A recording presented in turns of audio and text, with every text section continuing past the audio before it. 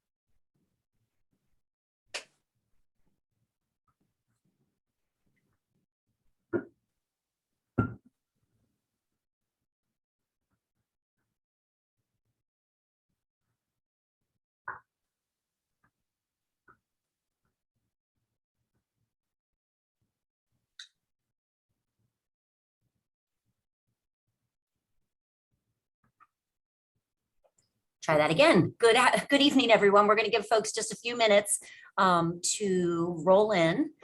For those of you who are here already, welcome.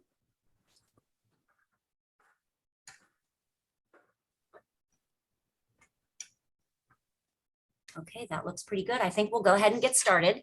My name is Sarah Farrow-Crowley. I'm the Director of Alumni Relations here at Stockton. Thank you very much to everyone for joining us this evening. It's wonderful to see so many alumni, faculty, staff, students, and friends who are interested in this very important topic.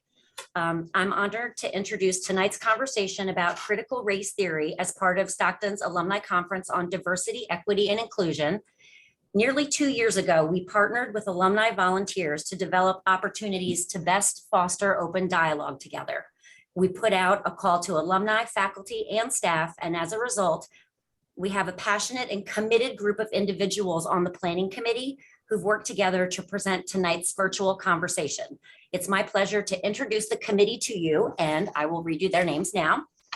Carl Archett Jr., class of 2016, Stephen Kouris, 2008, Paula Davis, class of 76, Stacia Emanuel, class of 93, Jessica Grujan, class of 2009, Dr. Valerie Hayes, who's here with us this evening, Horace Knight, 2003, Aisha Lee, 2014, Ed Marshall, class of 92, Irvin Moreno Rodriguez, class of 2015, Dan Nugent, Ashley Roberts, and Professor Beverly Vaughn. I'd like to thank the planning committee for all that they've done to develop our upcoming virtual conversations and all of our past conversations that have already taken place. They've worked tirelessly to promote tonight's event, recruit amazing panelists, or in some cases, be an amazing panelist. Tonight's conversation will cover the nature and history of race and racism in our nation and the ongoing discussion around state legislation throughout the US focused on critical race theory in education. The panel will help attendees gain a deeper understanding of the meaning and history of critical race theory. Tonight's a few housekeeping notes before we get started. Tonight's conversation will be moderated by Stockton's Chief Officer for Diversity and Inclusion, Dr. Valerie Hayes. I'd like to thank our distinguished panel for being here this evening. You will meet all of them immediately after these quick notes. Given the number of registrants for this evening, we're using a webinar format instead of the Zoom meeting format. Everyone will be able to see me, the moderator, and our panelists, but we will not be able to see you during the conversation. I'd like to remind everyone you're on mute and will remain muted throughout the conversation. This is to ensure we don't have distracting background noise. Also, the chat feature is disabled. However, you will be able to ask questions of the panelists using the question feature. I'll be overseeing the questions and I will direct your questions to specific panelists if you'd like me to do so, or just to the panelists in general. We have some questions prepared by the Planning Committee to begin, and it is now my pleasure to introduce tonight's moderator, Dr. Valerie Hayes, Stockton's Chief Officer for Diversity and Inclusion. Dr. Hayes. Good evening, everyone, and thank you for attending.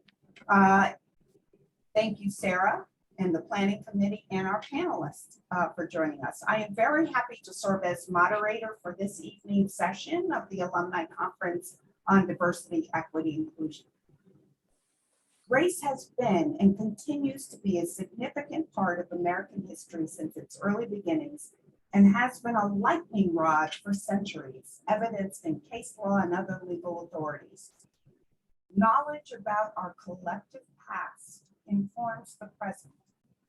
We are making tomorrow's history today in every action that we take. Race and slavery are among the hard history lessons of American history. In more contemporary times, Pulitzer Prize winner Dr. Nicole Hannah Smith wrote about race and slavery in the 1619 Project. The Trump administration wrote about race in an executive order denouncing the 1619 Project, along with specific words that we use in unpacking disparities in this country, such as intersectionality, a phrase that was coined in 1989 by Dr. Kimberly Crenshaw. The Biden administration wrote about race in executive order on advancing racial equity. Whether fiction or nonfiction, many scholars and authors write about race. The hard history of race is an aspect of the culture wars we hear about in the news, as a multicultural America continues to define and redefine itself. The hard history of race includes more than just African Americans, but other peoples and situations in this country. Race is front and center, whether we want to recognize it or not. And it impacts all of us, regardless of our racial or ethnic identities. This evening's conversation is the tip of the iceberg, and perhaps the start of more conversation on the complicated and sometimes clear dimensions of race in American life. I now have the privilege to introduce our panelists. I will name each of them in alphabetical order by their last name, mention their current title and Stockton graduation year if applicable, and then I invite each of them to share a few words about their role and what brings them to this panel this evening. So I will start with Dr. Stacia Emanuel, who's a 1993 graduate of Stockton. She's Vice Provost of Academic Affairs at Kentucky State University. Stacia, so tell us a little bit about your role and what brings you here to this panel this evening. Thank you, Dr. Hayes. Good evening to all the distinguished panelists and to my illustrious alum. At the time it was Stockton State College, and now it is Stockton University. So it is awesome for me to stand before you, sit before you, square before you, whatever you want to call it. I currently am working at Kentucky State University, which is located in Frankfort, Kentucky, which is the capital seat here in the Commonwealth. My work with HBCUs is ongoing and it will be never ending, as they are one of the most intricate pieces as it relates to our educational makeup and history in these United States. Currently, I have about 2,100 students at the university, and I oversee our registrar area, our veteran affairs area, as well as our library, and a couple of more I can't call off the top of my head. But anything dealing with academic services that impacts our students' progression and how they matriculate to graduation are some of the things that I oversee at this time. Excited to be on the panel, can't wait to hear the distinguished scholars. I'm very, very excited because one of my professors when I was at Stockton is on here, which would be Dr. Patricia Reed Merritt. And so I am excited to be on the panel with all of you. Thank you. Thank you, Dr. Emanuel. Next up is Conda Hood. Tell us what brings you to this panel, but first let me introduce her. She is a 1996 alum of Stockton. She's chair of the Better Way Forward, an organization focused on civil rights and social action in North Liberty, Iowa. So now tell us what brings you to this panel and tell us a little bit about what you do in that role. Yeah, absolutely. Thank you so much for having me, and it's an honor to be here speaking with this distinguished group of folks. I'm living in Iowa, and in June of 2021, the state of Iowa passed HF 802, which bans the conversations around critical race theory. And prior to that, what my catalyst to getting involved with and starting Better Way Forward was that we had 5 African-American students who came forward in our predominantly white school district, Clear Creek, Amana, expressing the issues that they were that were impacting them around race, being called names, being bullied, etc. And just prior to that, a couple of years before that, Darius Moore, a young man who played football for our team, his cousin was murdered in Chicago by police, and he decided to kneel at one of our football games. A photograph and video was taken of him, and it was posted all over social media within the school with some very, as you can imagine, disparaging remarks. So a group of parents, 54 in fact, came together and went to a school board meeting with inside of our district and spoke for 5 hours about the discrimination and racism that they experienced in the district. And Better Way Forward came out of that foundation with wanting to make sure that our most vulnerable students in our district had a voice, and that as parents and community members, we wanted to make sure that they were represented and their voices were heard within our school district so that we could work together to make change, to make things better for them. Thank you, Kwanda. Next is Kent Lawless, Esquire. He's educational and diversity and equity and inclusion expert. He's also vice president emeritus of the Law School Admission Council.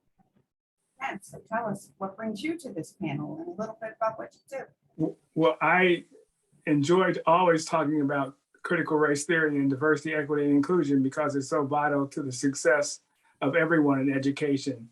Thank you for the invitation, and it's my pleasure to be here. I have spent most of my legal career in access to legal education and success in legal education and activities of lawyers. I am currently, even though I refuse to be retired, I am currently advising organizations on diversity, equity, and inclusion. I'm also counseling mostly HBCU students who are interested in applying to law school. And I am teaching critical race theory. It is my pleasure to be here to talk about critical race theory and to be on a panel of experts who will give us great ideas about the future of critical race theory and diversity, equity, and inclusion. Thank you. And last but not least, our own Dr. Patricia Reed Merritt. Dr. Merritt is a distinguished professor of social work and Africana Studies here at Stockton University. So what brings you to this panel? And tell us a little bit about what you do here. Okay, well, good evening. Hotep Varigani, and my greeting to all of you. Thank you for inviting me here this evening. And as you already indicated, I'm here at Stockton, and one of my former students apparently recruited me to this panel to be part of the panel discussion. I've been in Stockton for 46 years, and from the very beginning, I've been teaching courses about race and racism. My research is also in the area of race and racism. Just recently, I've published a number of books, including a 2-volume set on the state-by-state history of race and racism in the United States. One of the things that brings me here is that in the last 2 years, as you indicated, last 2 or 3 years, the discussion of race and critical race theory it's been a lightning rod. I'm called on repeatedly to offer whatever insights that I may have available to help people understand what the conversation is all about. I'm certain that tonight people are here because they too want to know what the conversation is all about, and hopefully I can contribute to some understanding of where we are and perhaps where we might want to go from here. Great. Thank you all for being here and introducing yourselves to our virtual audience and to each other. So I have several prepared questions that I'll read aloud, and for which our panelists have had some time and opportunity to reflect on them. I can't promise this evening that we will get to all of the questions, but we'll try to get to as many as we can. I really think that this is a first probably of a series of conversations that we could have on race, critical race theory, and everything related to it. So these are difficult and challenging times, but great times to have conversations like this, perhaps that we would not have had before. So some questions will be directed to one panelist, while the others will be directed to two panelists at the same time. And it's just to start the conversation for the most part. So, and regardless of who the questions are directed to, all panelists are encouraged to add their own voice to the question. So let's begin. This first question is directed at Mr. Lawless. Since he teaches critical race theory, it has been cast as divisive in general and fashionable in the academy. What is critical race theory, and does this theory promote racial or sexual stereotyping and scapegoating? So since Kent is going to be giving us an education, he will be talking for about 10 minutes to kind of set a foundation for us. Well, thank you very much, and I hope I do set a foundation. Let me begin by giving you a definition of critical race theory. It is an academic concept that is more than 40 years old. If you are interested in learning more about critical race theory, I really encourage you to read the many publications that cover the history of critical race theory in sociology, in psychology, medicine, and in law. The basic tenets of critical race theory emerged out of a framework for legal analysis in the 1980s, created by legal scholars Derek Bell, Kimberly Crenshaw, Richard Delgado, and others. Critical race theory challenges conventional strategies of pursuing social and economic justice by collecting and analyzing data and information resulting from inequality in the treatment of people of color and other marginal groups. This analysis then examines how explicit and implicit bias, along with other forms of racism, created those inequities. New Jersey residents must be aware of a major case in critical race theory involving stop and frisk. And at that, if you remember those important cases in New Jersey, they found out that people who are of racial groups were more likely to be stopped and frisked than other people. And that information is explained by critical race theory. That is the kind of research that critical race theorists are best at collecting and then working on a way to recommend improvement. I think the reason critical race theory has been accused of promoting stereotyping and scapegoating is due to the massive exposure of racism in practically every area of our existence. While racial injustice is extensive, women, economically disadvantaged groups, LGBTQ plus people, immigrants, and other groups have suffered from unequal treatment as well. I think the appointments of critical race, opponents of critical race theory feel that the forms of racism and inequality are so massive that the victims may seek revenge. To keep from having that happening, critical race theory has been described by opponents as racism, Marxism, and possibly other negative associations. I have not met any young people who have that fear. And more importantly, I began teaching by dismissing those ridiculous allegations to students. And more importantly, my students conduct critical race theory analysis of cases and never observe that critical race theory has anything to do with the negative outcomes mentioned by the opponent. What is important? Why is critical race theory an important analysis to continue? Well, let's go to the beginning of this nation. Remember the Declaration of Independence. We hold these truths to be self-evident, that all men are created equal.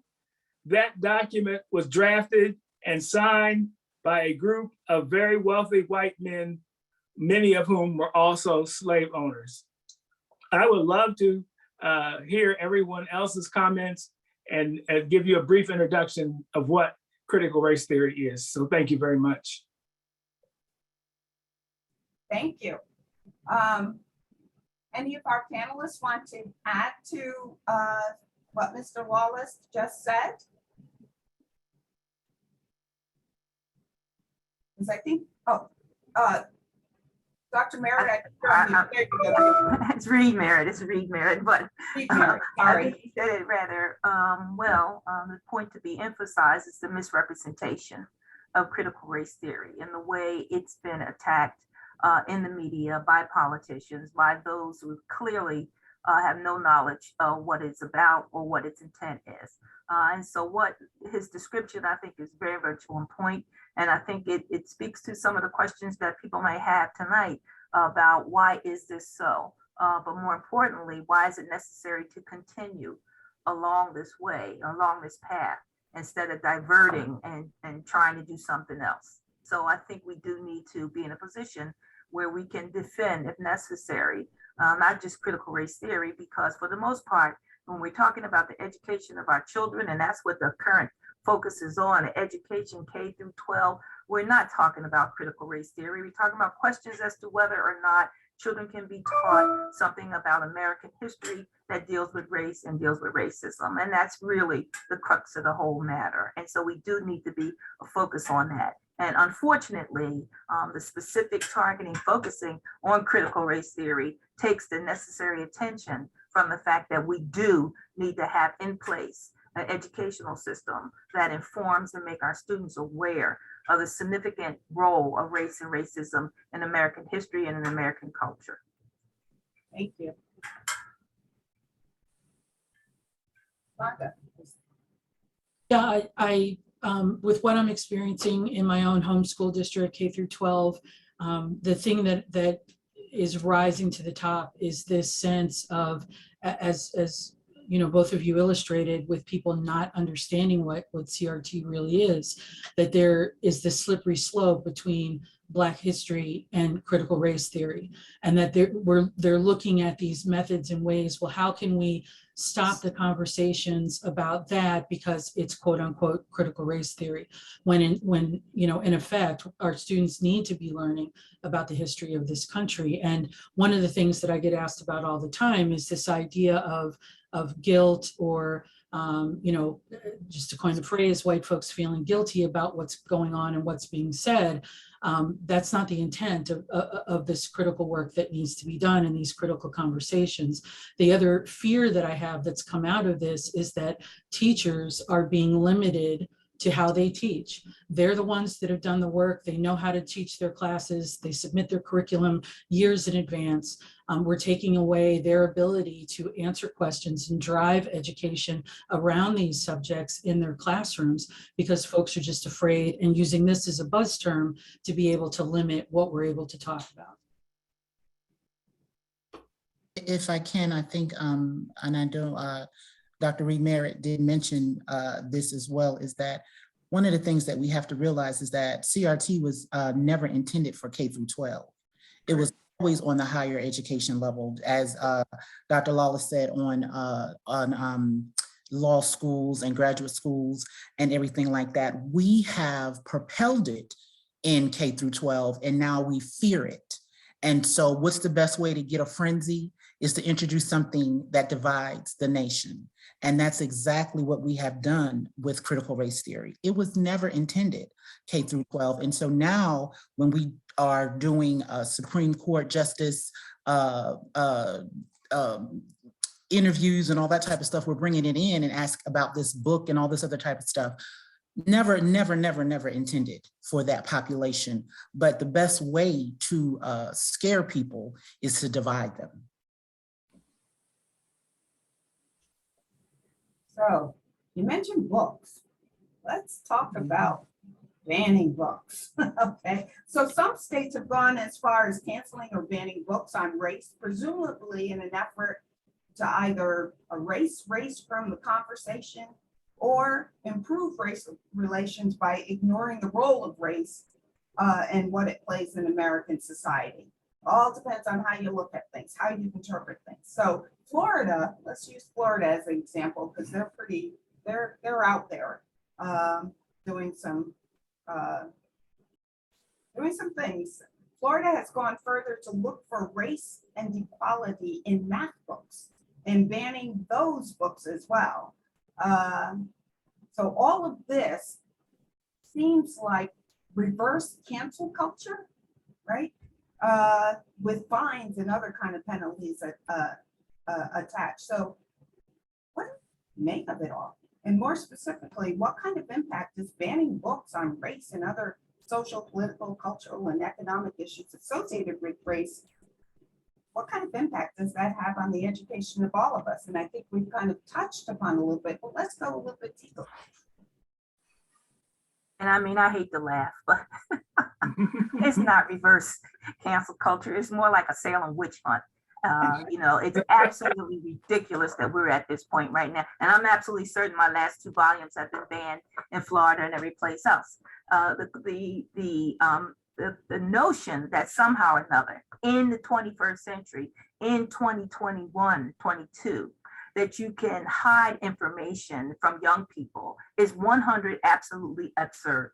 Unless you're going to take away their cell phones, there's no way you can keep them away from information that's related to things like race and racism. And so you can say, we want you to go and seek this out on your own because we know you're going to do it, or we're going to create an environment in which we can have a conversation, a teaching environment, which is what should be happening. Of course, that's not happening. And going after books, saying that we're going to ban these books, we're going to trash these books, and have the belief that somehow or another that's a protective measure for their children is absolutely absurd. And again, I'll try not to laugh, but it's ridiculous. It's like we have stepped back 200-300 years, hunting down, some boogeyman, boogie woman, whatever it is that's represented in these books. And no matter how many times and how many townships and school districts engage in this kind of behavior, it's going to be 100% ineffective in the long run, because you can't hide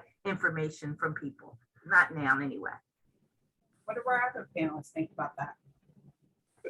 Well, if I could add one quick observation, the fact that when you ban young people from reading something, you just encourage them to read it. So we can trust that there will be a lot of our own students and other students trying to read the materials that they have been banned. And that's one of the things. The other good thing I think that's going to help us save us from the impact is the fact we have more teachers of color now than we had before many of these rules were started. So we have some advantages. We certainly I don't like the system, but I'm looking at the advantages that we have and making sure that we promote those. Yeah, and that's one of the struggles that we have. We have no teachers of color in our district. And my hope is that I'll give you an example. We had an incident where a parent challenged a book that was read in 3rd or 4th grade about different kinds of family. And the reason why that came up was it was brought up by the students themselves, which triggered the teacher to then introduce a book and read to the students about different kinds of families. That's where that dialogue comes from, that kids go home and say, hey, we learned this in school, and you open up the door to have those kinds of conversations.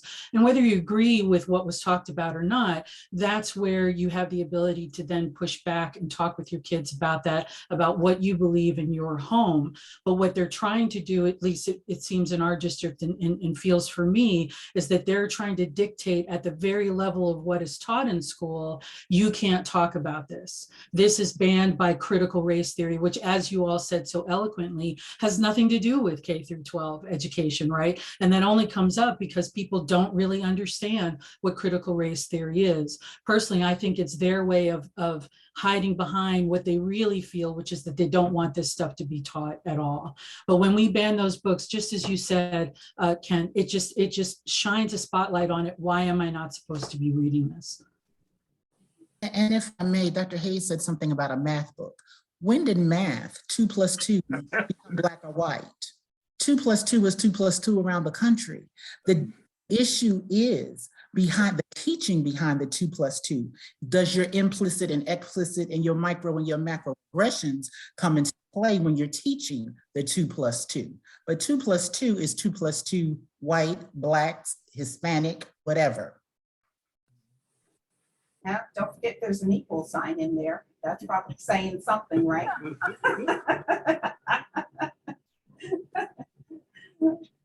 Okay, so how do we teach about American history here then?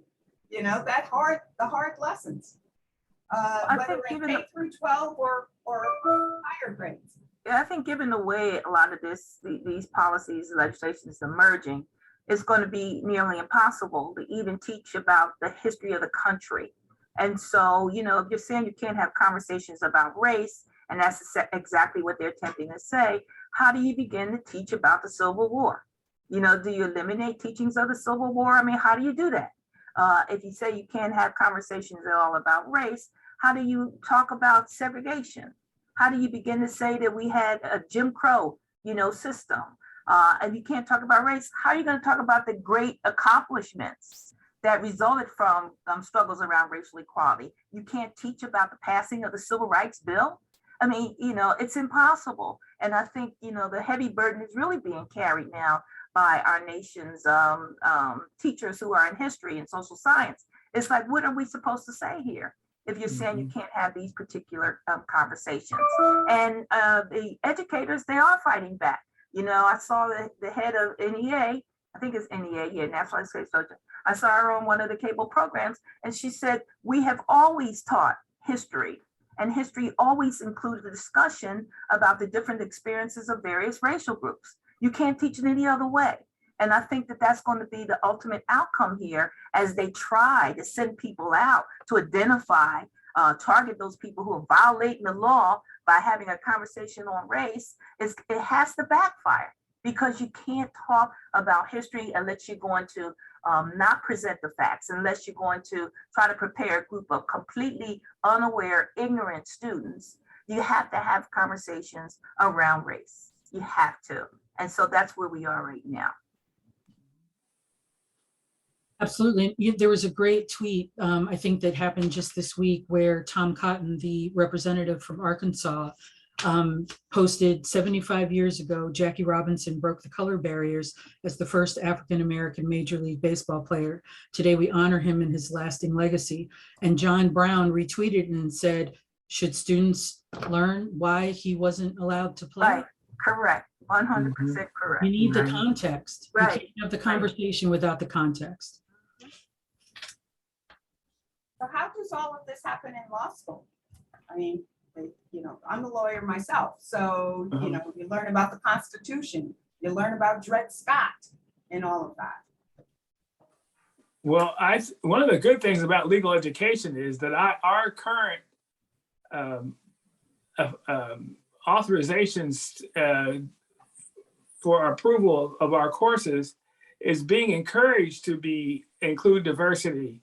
So I'm very happy that the many of the law schools that I know are requiring their faculty members to add diversity to courses. And when new courses are brought to the curriculum committees, they must have diversity and inclusion as part of the course. So I think that there are ways around it. The other thing that I can remember is having grown up before any of this was permitted, how we got ways to introduce this information to students. And one time I had a group of students who were headed to, they were in elementary, they were middle school, but they wanted to be lawyers. So I gave them a list of judges to look up and write bios about. I didn't tell them that all the judges were people of color. And many of them were the first people of color to enter the bench. And they got back, and the class discussion became who those people were without me disclosing anything about it. There are ways for creative teachers to get past this ridiculousness. And I'm glad that my colleagues have brought out the fact that it's just not going to be possible all the way.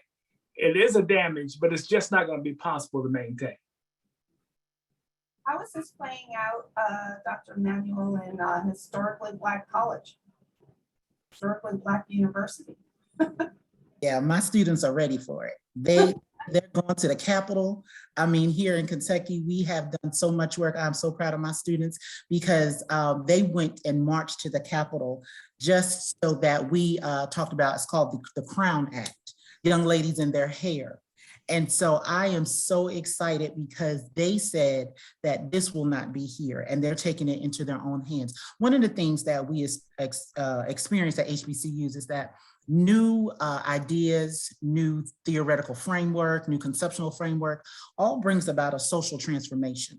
And so we are very much so interested in our students and knowing what is going on because at the end of the day, we are HBCUs, we are historically Black colleges and universities, and the world on the outside looks much different than what they see every day. So we have to prepare them so that they don't fail. It is my duty to make sure that they do not fail once they leave those hollow grounds.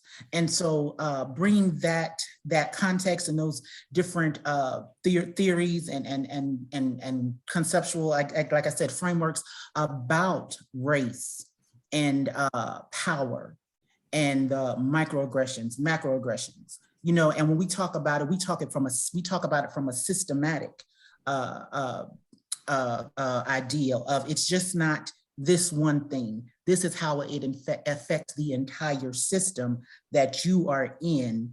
And they already look at it as you as a student from a deficit model. And so make sure that my students understand they are not entering this world as a less than, but they're going in as a plus because of what we teach them in this HBCU world.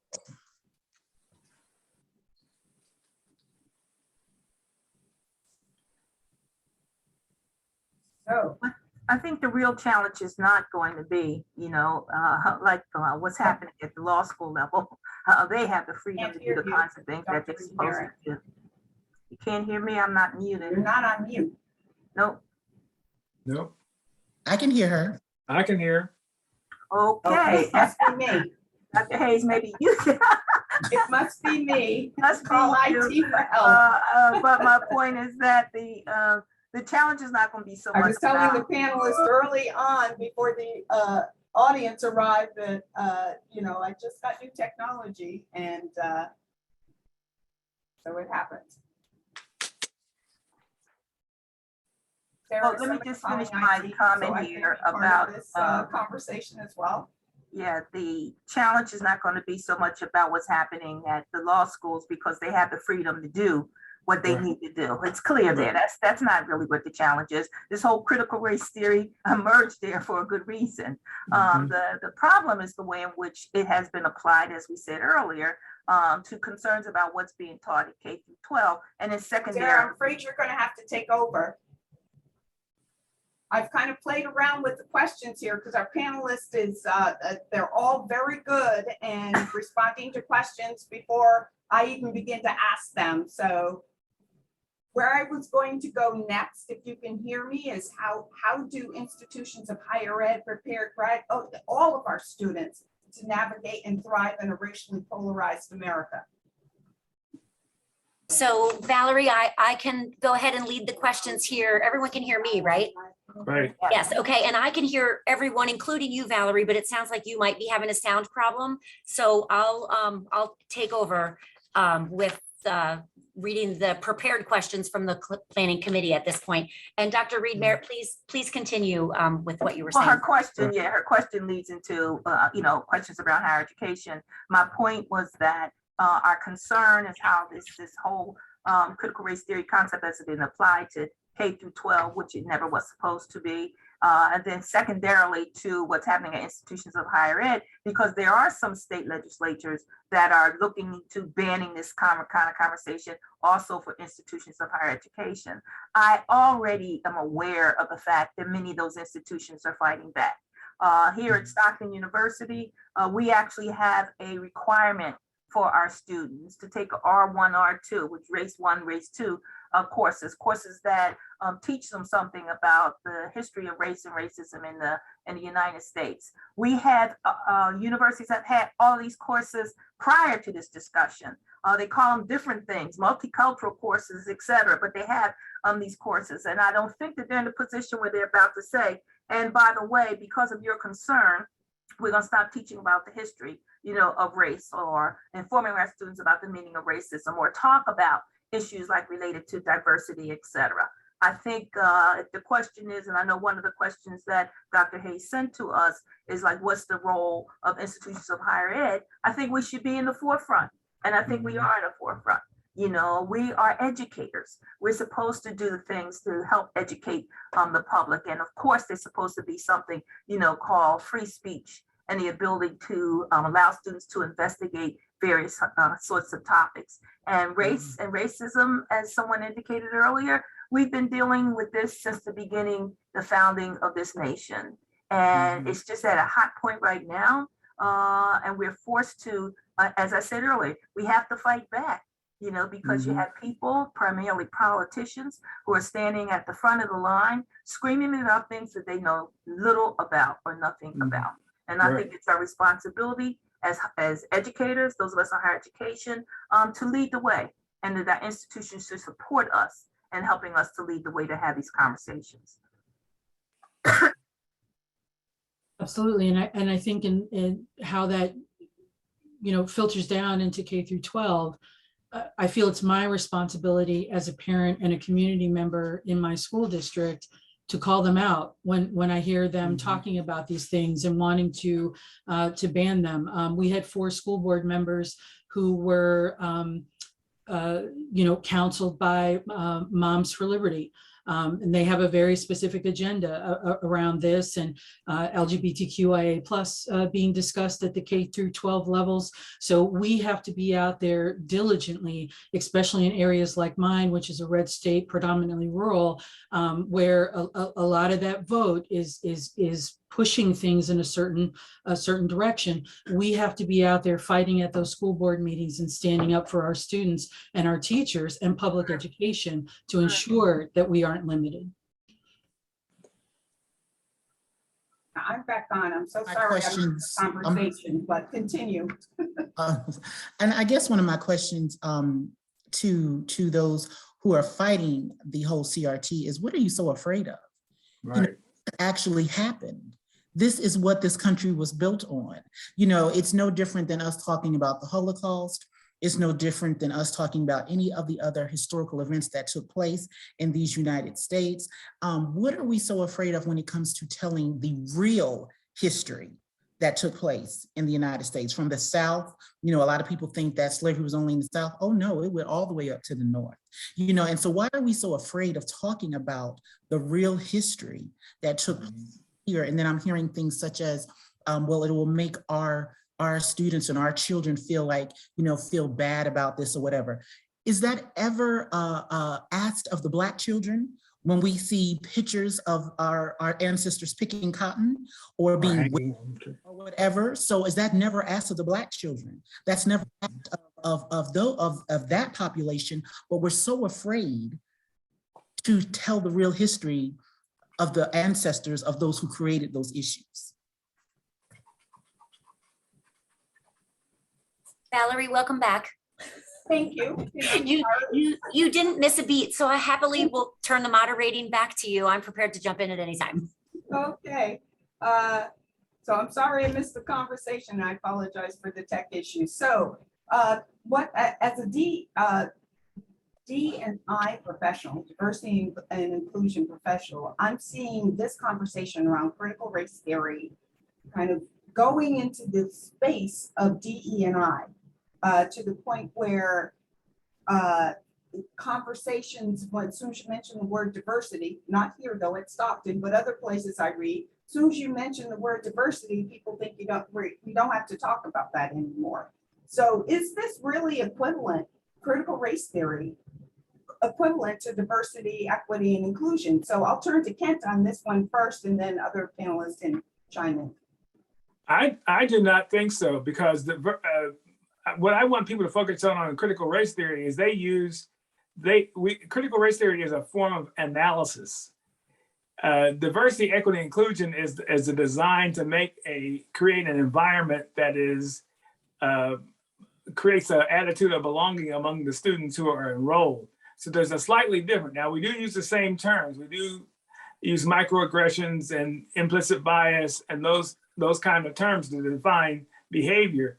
But I look at critical race theory as an analysis, and that diversity, equity, and inclusion is the future, and is motivated by what the students want and the students need. I simply just don't think, from the talking to the students that I have talked to, especially the non-minority students who want to know why Black people suffer under criminal law more than white people accused of crimes. They want to know. So if those things are ever missing from a class, there's a population who will not be satisfied. And I think if you're talking about what's happening in the training world, in the corporate world, et cetera, is quite different. And I recently had an experience. I did a series of workshops for CDC, and it was focused on systemic racism. They indicated we have had plenty of training dealing with diversity, equity, inclusion. We know all about that. What we don't seem to understand here is this conversation on systemic racism and institutional racism. We need a workshop on that. I need information on that. And it was significantly different from the training that I would provide dealing with issues around diversity. I think Dr. Lotus is correct when he said, sometimes the language is the same, but the focus, the method of analysis is different when you're talking to people about trying to understand issues around race, racism, et cetera, systemic racism. It is different, and it's absolutely needed. As so many of those people indicated to me, this is not information that I had in college or had in high school. These are experiences as a white person, as a Black person, as a Latina. This is experiences I've had at the job, on my job, in my community. I need to have a conversation about exactly what this is, without feeling like, I'm confusing it with something else. And so I think that these focused conversations are very, very much needed. And then I agree too with Dr. Hood there, the active parent there, that says, you have to organize and you have to fight back. And I've heard of a number of situations throughout the nation where parents have gathered, particularly parents of color, and said, we want to fight the book bans. We want to fight this resistance you're having to instructions in our schools dealing with issues around race, racism. We want our kids to be taught real history. We don't want our kids to leave this system ignorant. We don't want kids, from Florida. We don't want universities around the country say, reject the kids from Florida because they're ignorant. They don't have the level of education that's needed to enter into a freshman class. And so I think it is key that people realize that, just like those people have organized on the right, or whatever you want to call it, we have to organize on the left and the center, or wherever we are, and say, here's our opinion, here's our voices, and we want our voices heard, and we want them, our issues to be addressed.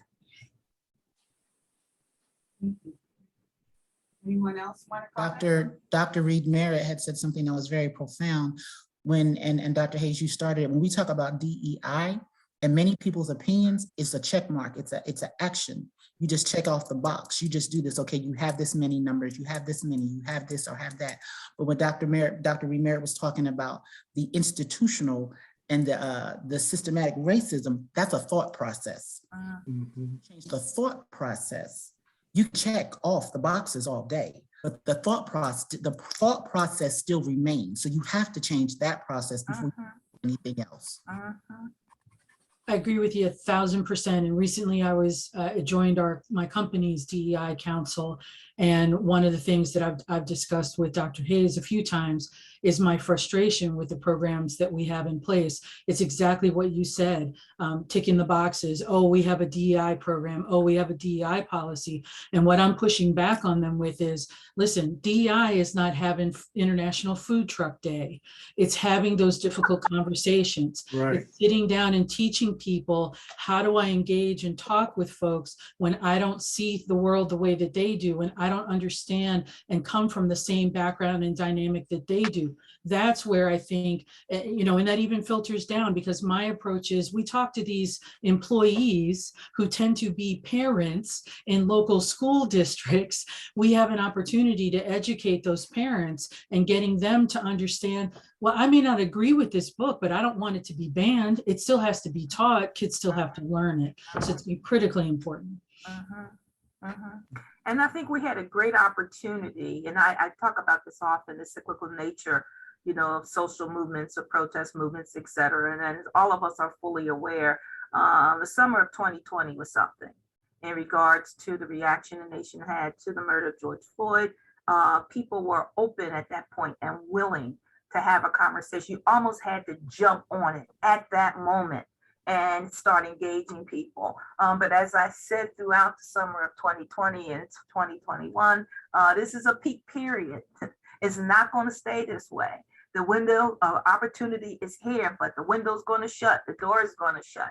But at that moment, a year and a half or so ago, it provided many of us with the opportunity to engage people in these conversations related to questions around race and racism, particularly systemic racism and racism within the judicial system, and the whole issue around police brutality. And for a brief moment, the nation was ready for it.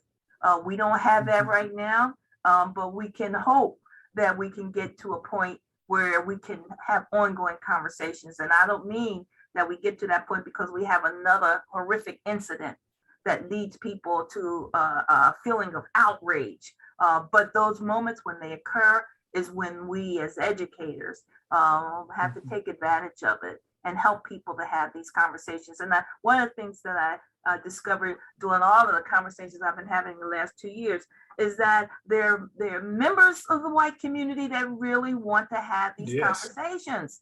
This is not a black thing, it's not simply a black thing or white thing, same thing, members of the Asian community. Why can't we have these conversations? And when you do have them, the people are so deeply emotional about what's going on, and also about not having opportunities to be in a safe space to have these kinds of discussions. And so we need to remind people, as we fight back, that there's a real need for this. And it's the need for it's going to lead to a greater sense of unity among the people in our nation. But you can't just sweep it under the rug and say, we don't want we don't want our kids to feel like, oh, maybe my grandparent was an oppressor. As Stacia said, what about our kids? What about all the other kids? Let's give them the information. Tell them what's real. Make sure that they're prepared. We more than anything else, and just to bring it back to one other point, I read recently Cass, and I don't know if you know of that book by Isabella Wilkerson, and she talks about what's happening in the nation. It's not just a race issue, it's a class issue where people are located. But one of the things that she mentions in the book is that what are people afraid of? And the answer is 2040. And 2040 is the year where they believe the census are going to say there are more people of color here than there are white folk, and that people are feeling that already, and that has to be acknowledged so it can be dealt with, because the nation is in fact moving in that direction. It's not there yet, But like they say, by 2040, you're going to talk about a majority nation that's people of color. So let's help everybody get ready for this. I would like to add one other comment about DEI programs. A good DEI program is more than a checkbox program. My clients, I always tell them, you need an evaluation process. You need to make sure that all your goals are evaluated annually, and you need to find ways to improve them. So if your improvements if you're not having a more diversified employee group, then there is something wrong with your DEI needs to be improved. So a good DEI program is much more than a checkbox, and I make sure that all my clients know that. I agree. Whenever I'm invited to talk to classes about diversity and inclusion, I'm stressing to everyone, you really want to know how employers treat their employees. Are they doing climate surveys? You know, how do they handle discrimination? All those kinds of things. And it doesn't matter what race, sex, gender, you know, what characteristic, what identity you have, you would want to know that. Because if they're treating somebody else poorly, it's only a matter of time before they treat you poorly too, for whatever reason. So you do want to know that right up front, and even ask those questions in an interview, right? Phrased appropriately. So how do we confront and resolve racial disparities, because we are having a conversation here on race, within our own communities when politicians use the tools at their disposal to shut down conversations? And we've been talking about this, but let's get right to, we'd like to know your thoughts on that. I mean, we're not politicians. We don't have the tools to, you know, rally everybody around us and pass some legislation like they're doing in Florida and Iowa and other places. But let me push back on that. You know, we're not the politicians, but we're the public. We're the public. We're the people who do respond. We're the people who will say, you know, no, this is not what we're going to have. Right now, what the politicians have organized around them are their supporters. Well, what about us? We're not supporting this. We're the public. We're the rest of the public. And I think that people must get to a stage where they have to challenge these politicians. And some of that, in fact, is happening. I'm waiting to see what's going to happen with the state of Florida when DeSantis and his crazy sort of self says, I'm going to dissolve the self-government of Disney, and then I'm going to make you pay 25% more property tax. I bet the public pushes back. I bet they're going to say, we're not going down this road with you. We'll wait and see. But, you know, we do have the power to rally. And of course, that's what we experienced in the summer of 21, when there were so many rallies, when there were so many people who were willing to carry signs, said Black Lives Matters, etc. You know, we experienced that. There are social movements. And as I indicated earlier, they're cyclical, yes. They occur sometimes every 30 years, every 40 years, but there are movements. But those movements are pushed by the people. And we are the people, and we are the public. And I have every sense that people are going to organize and they are going to fight back. I don't see us just lying down and saying, you know, we want to take this. I don't see it. And I see reaction to it, you know, already. And the key is not going to be my generation, because we worked hard already. It is going to be this younger generation who's like, this is not what we want. It's going to be some of those students that you indicated, you know, who are willing to come out to the Capitol and say, this is not what we want. Their environment has been different than ours. But one of the things that hopefully we're able to pass on to them is learning how to struggle, learning how to be part of the force for change. And I anticipate that that's where we're going. That's where I say we're going. Yeah, just today I read an article about and again, you may not agree with the method or the vehicle, but I think it makes a very poignant point. There's a Satanist who petitioned 8 school districts in Florida to ban the Bible, and they pulled out specific excerpts that had to do with age appropriatism, lots of other indicators and pieces of the Bible.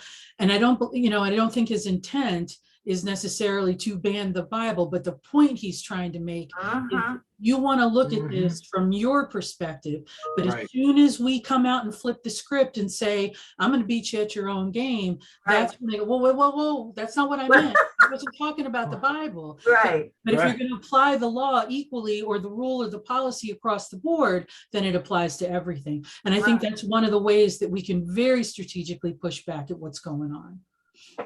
Excellent. Yeah.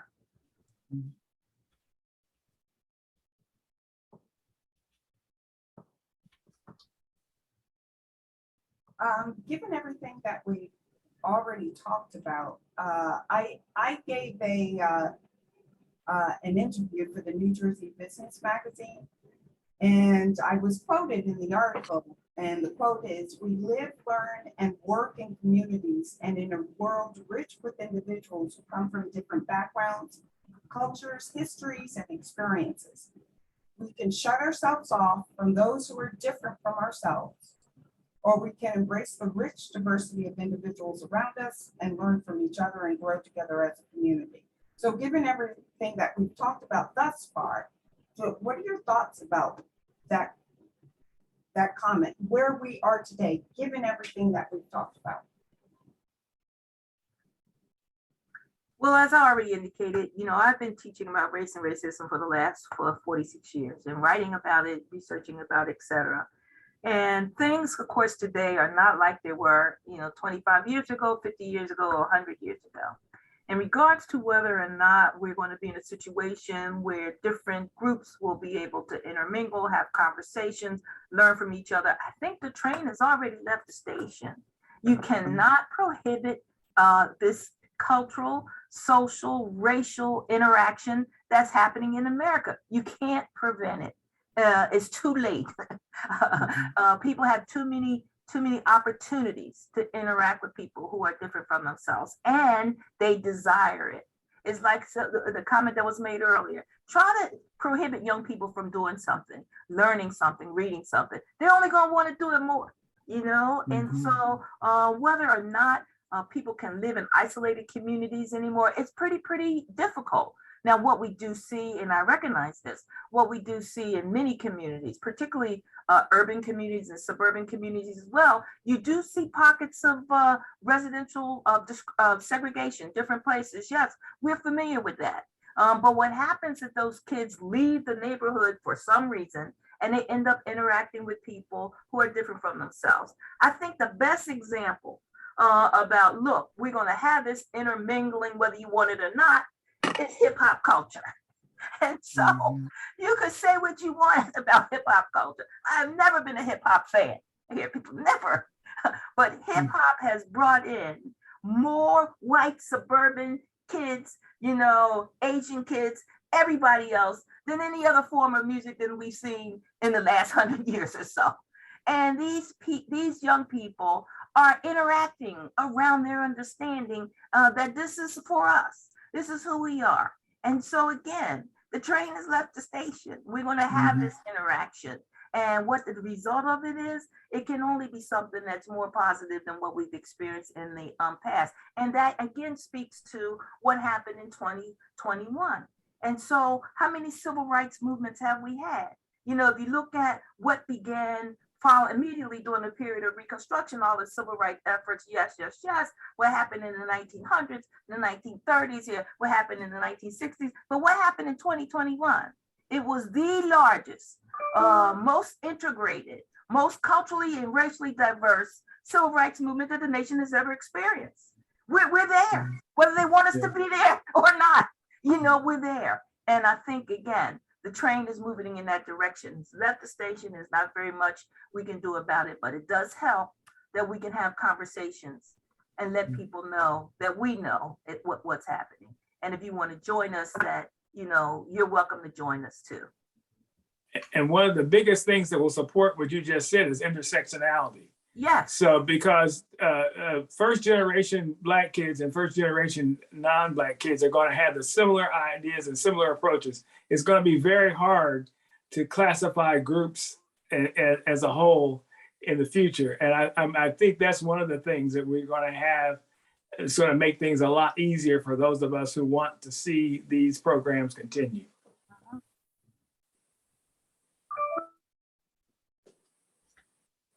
Agreed. And in many of the circles that I'm involved in the social justice work that I'm doing out here, the vast majority of folks that I'm talking to, speaking with, or interacting with tend to be non-BIPOC. And one of the questions I get asked repeatedly is, what can I do? I'm an ally, I want to help, but what can I do? And I tell them the same thing over and over again: vote. That's what you need to do, is vote. And you need to make sure that we stop the dismantling of the Voting Rights Act, that we ensure that everyone has a vote, that there are equal votes, and then everyone can vote equally across the board. That's the most important thing that we can do to stop the changes in policy and dismantle the systemic and institutionalized racisms in our systems, is to get them out of our legal system, our politics, our education, all of it. But that's where that real change has to come from. And if we're not teaching our K through 12 kids the reality and the truth of the history of this country, they are not going to make those educated voting choices. And we're doing them a disservice by not arming them with the information and the intellect and critical thinking skills that they need to discern information that they're getting through the internet, on TV, and all of those media sources. And I think one of the important points that you just made is understanding that we do have allies. How different that is now than it was, 40, 50, 60 years ago. I don't know if you all recall or saw the movie Malcolm X. There was a scene in the Malcolm X where Malcolm was known for white people walked up to him and say, I want to help with your cause, when he was with the nation, and he would say, there's nothing you can do. we don't want any help from you. The response now is different. It was even different before, Malcolm died, but it's different now that people recognize that we have allies in the struggle. And we don't have to do it by ourselves. That people say, I understand what you're going through. I'm for full equality as well. What can I do? A response may be vote. I also tell people run, run for office. Replace these people who are making these decisions that are simply not, in our best interest. But when people ask, I think we can respond in very positive ways. And I think people will join, as I described sometimes, this new friendship train we got running. And that's what's happening. People saying, I want to be a part of this, because I don't want to be said to my children that we saw this happening, but I did nothing. I wasn't a part of it. And so, let's continue to get that support and help organize those people who are willing to fight this battle. And it is going to be a battle, but we're willing to fight it. And I think what people are seeing is that, which is sad, because I've heard over and over and over again, what we were fighting for back then, we're still fighting for today. Yes. So the conversation is, to some, it's a much of awareness. We had no idea.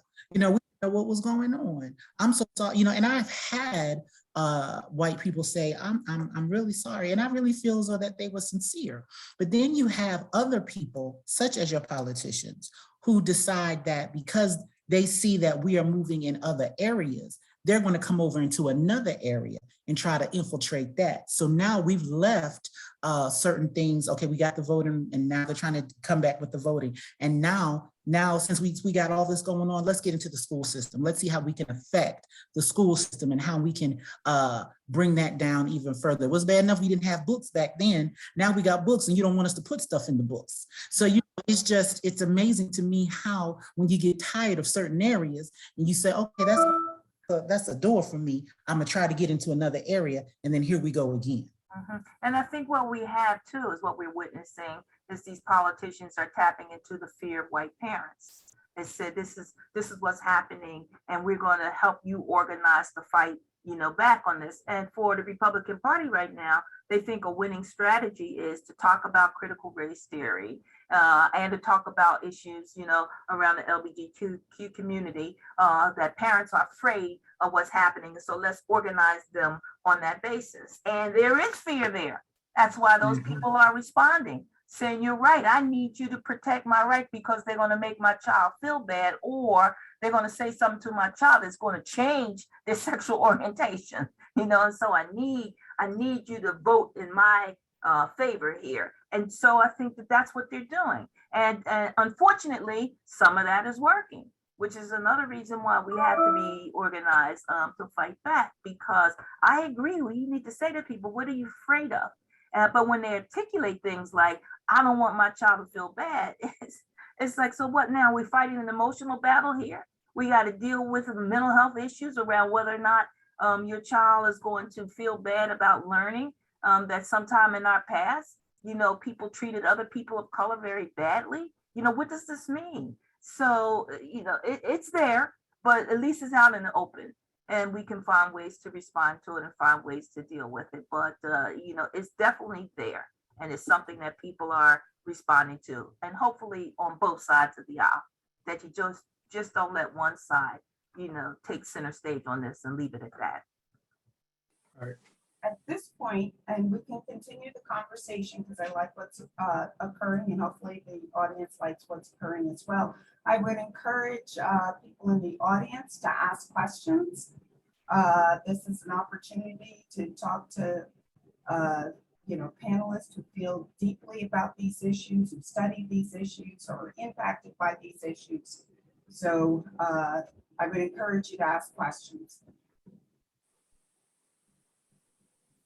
I will ask a question that wasn't one of the prepared questions, okay? And it has to do with how higher ed and K through 12, at least from my lens, have been very kind of separate. How can we bring appropriately, how can we bring institutions of higher ed and K through 12 together on these issues? Well, I'm not sure they've been separate, because we're training the teachers. We're training the teachers. And so, certainly in the last decade or two, all the teachers who've gone through, I know this is true at Stockton, I don't know about other institutions, but all the teachers who've gone through training here at Stockton have to take courses, related to issues around diversity, race, and so on and so forth. And they have to student teach, and they have to go out in the districts, and they have to have these relationships with the existing school systems. And so I think that there's a real, in fact, strong, connection there. And I think to take that a little further, there's been additional connections in some other areas. And so if you look at the history of New Jersey, we have the Amistad Commission here in New Jersey, and the Amistad Commission has been working on ways in which you get history, African-American history and culture included. This has been going on for 20 years, now. Workshops, teachers exchange, all of that, I think it's part of it, it's there. We have, and I guess other places do too, we have these dual credit programs. And so we have courses in Holocaust studies and Africana studies, at the high schools. People now take courses and get college credit. So I think that there is an ongoing, quite strong connection there. If your question is, and how can we now create an arena where we're going to have these ongoing discussions about, issues around race and racism, I think that can easily be accomplished. I know some people have already done some things. There have been all kinds of conferences and symposiums, dealing with these issues. Valerie, that, for the last, 18 years, we have the annual Fannie Lou Hamer Human and Civil Rights Symposium. Students are invited, from these programs we're connected with. And so there's stuff going on. I'm saying there's stuff going on. I think now people are getting a little nervous about, and I did hear this example, one of my colleagues was about to give a presentation dealing with diversity issues, et cetera, and the school district canceled because they were afraid that he would now be talking about issues around race and racism, and that perhaps was going to be a violation of the law. And so I have started to hear stories like that, but I do think that the connection is there between institutions in higher education and K through 12, and it's just a matter of how do we strengthen them? How do we expand the kinds of things that we're doing. And I see it more with what we're doing with the high school students, perhaps than with K-8. But I definitely see that relationship. I see that relationship there. And and in another completely different, avenue. One of the things I used to do that I don't do anymore, but there were always a period in the K-12 schooling where they wanted to have discussions about the Black experience. And all of you would know it was February. February, we used to joke, was Black Employment Month when it came to having opportunities to go out to the schools, et cetera. But those schools have had over the years these programs that occur in February where they want to have some discussion about, Black history and Black culture and what that means. And hopefully those things are continuing to happen. And again, I used to do a lot of that on the K-8 level with arts and culture and things like that. And so I think the opportunity is there. It's a question of building stronger connections. That's what I think. What about in Iowa and Kentucky, Pennsylvania, other places? So the University of Iowa, which is our closest institution, Big Ten school, so they do have a lot of visibility. When HF 802 was first proposed, before it was passed into law, they made a very strong, clear statement on their website that they would not change anything that they did at their institution or the programs that they have within the college or university, which there have never been penalties associated with HF 802 here in Iowa. But one of the fears was that state funding would be taken away or reduced, as the University of Iowa is part of the state educational institution. But one of the things I wanted to share with you all is just giving you an example. Part of January, we had MLK Day. And an email was sent home to parents that they could opt out of Martin Luther King Day celebrations. That was a problem for me. And I expressed that. And at every turn, I talked to somebody who would listen and say, I didn't opt out. My parents didn't get to opt out of going to different water fountains and not using this bus and using that, but they didn't get to opt out. Why do these kids get to opt out? So we've got these little very subtle tentacles that are going on where they're trying to, shape that narrative and make it seem like this isn't something that you should be learning about. We have to push back and say that that's not going to be acceptable. Now, I spoke at that event. I talked about my immigration story coming here into the United States. And I think where you really have that impact was that I had students who said, I took it for granted that I'm a US citizen and I'm just born here. I had no idea the struggle that some immigrants have to go to just to get a green card, just to get a visa in the United States. So I think every time we have the opportunity to bring in educators from higher ed into our schools to speak, to talk, even if, and that's one of the things that Better Way Forward works to do, is to provide that conduit, that safe space, that way for us to bring that type of programming into our high school environment, our elementary environment, and circumvent what the district either wants to do, can't do, or is it willing to do. Because we're autonomous, we don't have to abide by their rules. If I rent the school to do an event, I rent the school to do an event. They can't control what I do there. And that's how we try to get programming into our schools at that level where we're talking about these kinds of things, is to bring that programming in as an autonomous institution. I think you need to flip the coin on allowing parents to opt out on Martin Luther King celebration. Yep. I think you need to request that they allow people to opt out on President's Day celebrations, etc. I mean, you don't have to learn about the King, then you don't have to learn or celebrate, about the president. It's the example you gave with the Bible. Yep. If you say this, it has to apply across the board. So let's get the opting out for President's Day. I mean, and Columbus Day.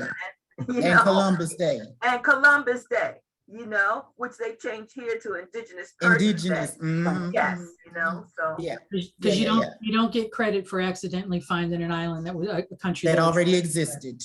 Dr. Hayes, I don't want to interrupt, but there is a question in the chat that I think There's some people a might. couple of questions. That's where I was going next. There are a Some couple people of might want to questions. address. We have maybe about 10 or so minutes. So Sarah, do you want to take us through that? Up, you're on mute. Yes, there are a few, and I also received one on my phone that I'd like to read. Dr. Reed Merritt, were you interested in any particular question here that you'd like me to start with? Well, there's the question about, are the teachers being prepared to handle? I think that's a very serious question. Yes. Okay. So I'll go ahead and read it from start to finish. Does anyone believe that children of color enter school disadvantaged or leave disadvantaged? I question how the teachers are being trained or exposed to workshops to help them educate. I know recently some teachers took it upon themselves to read Cast in a book club to discuss on their own, but there was no requirement or standard for the teachers. Also, some teachers get so much pushback, which is discouraging. And that's the end of the question.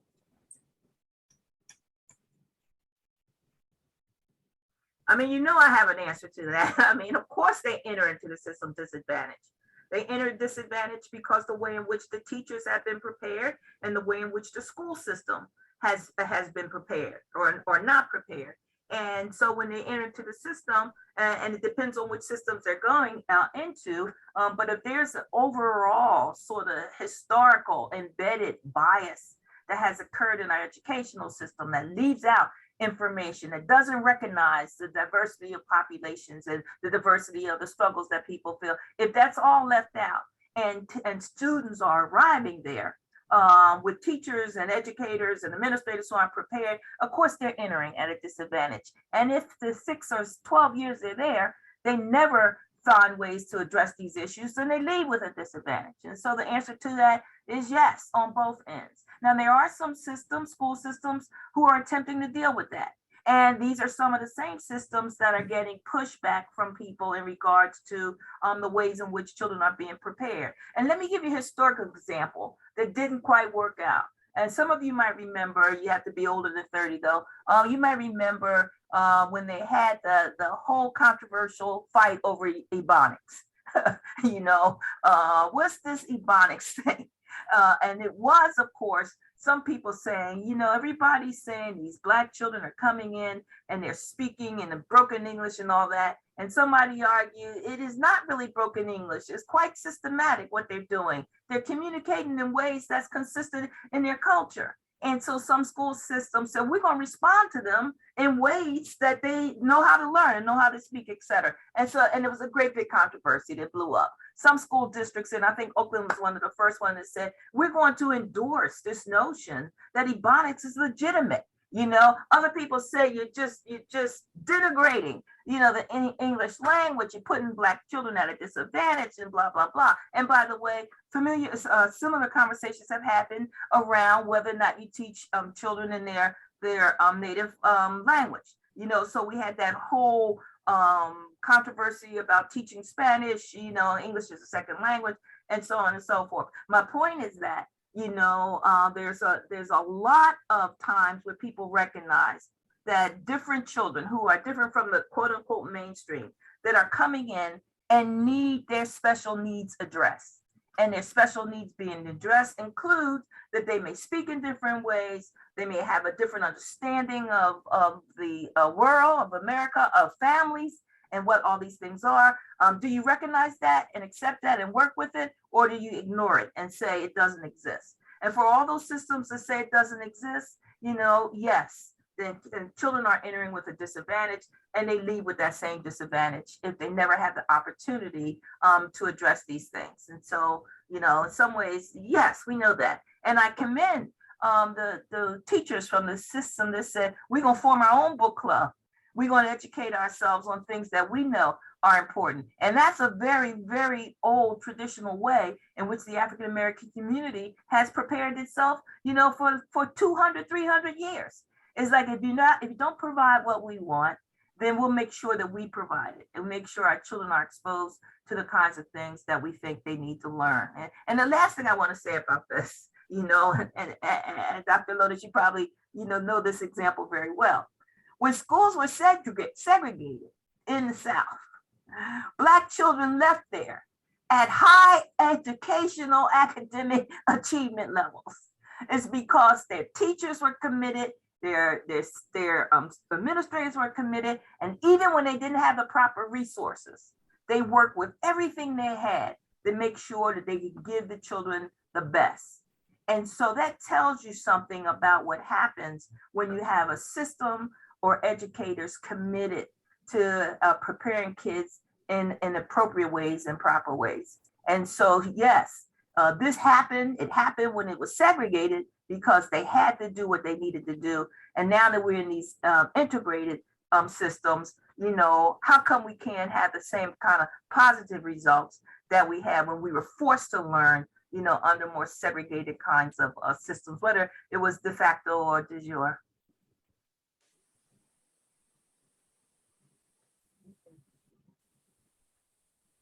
Anyone else want to comment to that question?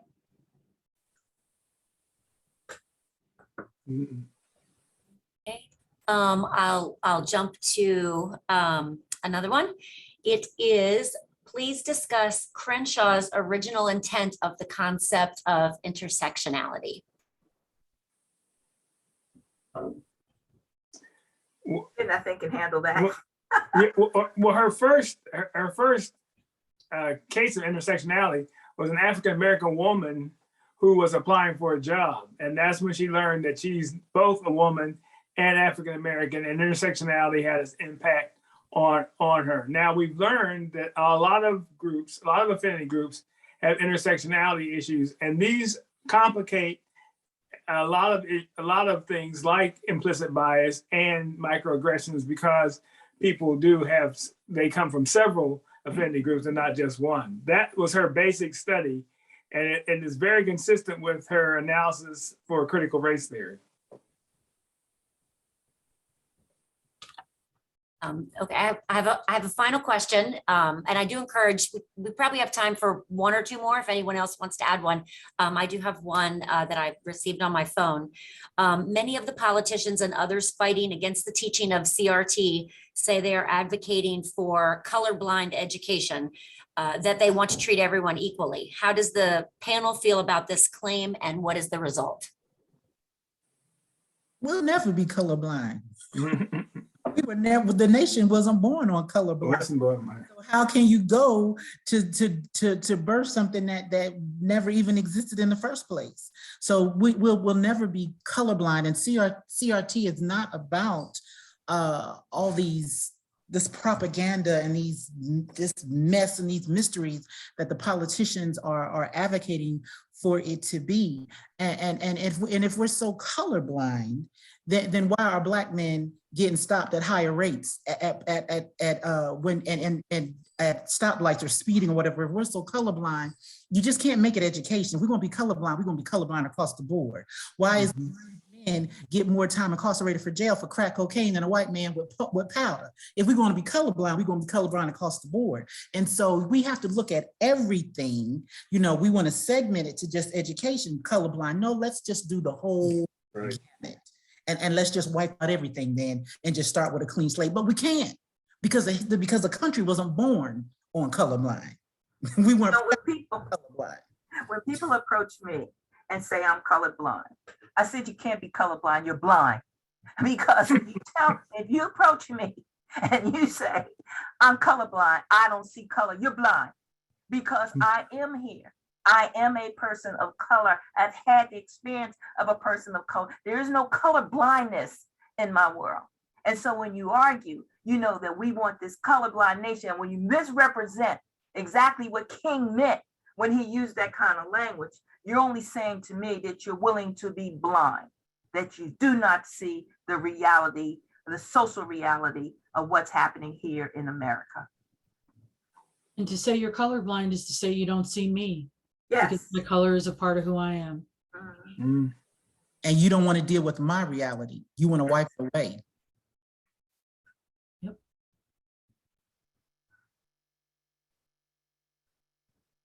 That's the end of the questions.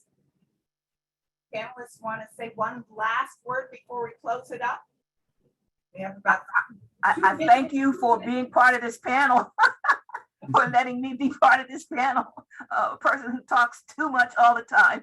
But I do appreciate having the opportunity to have this conversation with all of you. And so thank you for that. I agree. Thank you. Appreciate it as well. And I just want to clarify, not a doctor, although I hope to be someday, but I appreciate you even thinking. Dr. Reed-Merritt. You know, when we say to people, we call people doctor, and they say we're not a doctor. We say you're a doctor, but I say you're a doctor. You know, Yes, ma'am. we confer status on people. We have the right to do that too. So, Dr. Hood, thank you. Thank you very much for Thank you. joining us. Well, thank you. Thank you. And on behalf of Stockton University, on behalf of the Alumni Conference for DEI and Development of the Alumni Relations Program, on behalf of all of us, thank you to this distinguished panel. Dr. Valerie Hayes, you're a wonderful moderator as always. We appreciate your expertise, all of you in this area, and your perspective so very much. So thank you. Thank Thank you. you. Thank you. And good night. Yes, everyone have a wonderful evening. You too. Thank you. Okay, good night. Good Good night. night.